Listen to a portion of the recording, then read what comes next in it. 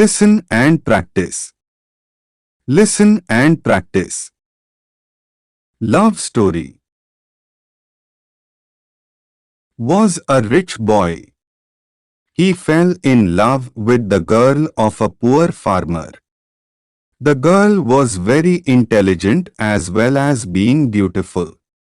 One day when the boy told the girl that he loves her and wants to marry her, the girl after some thought refused to marry the boy because she belonged to a poor family.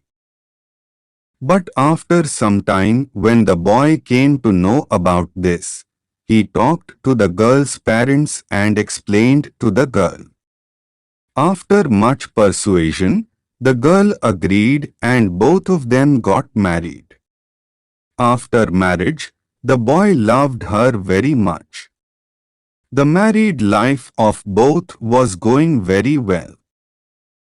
But after a few months the girl got skin diseases, due to which her beauty started fading.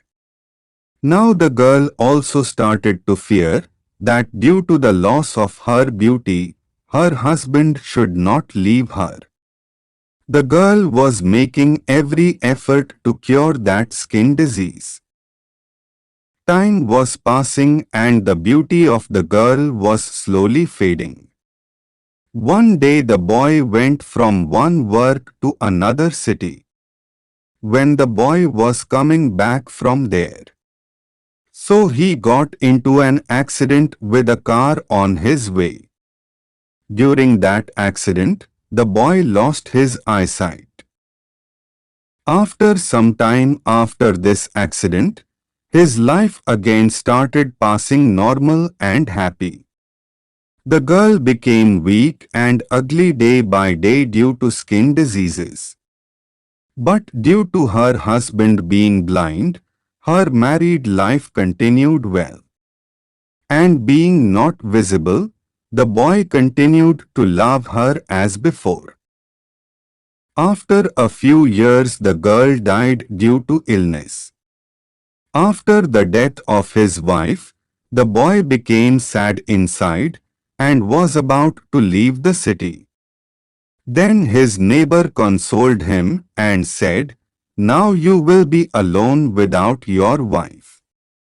She used to take great care of you.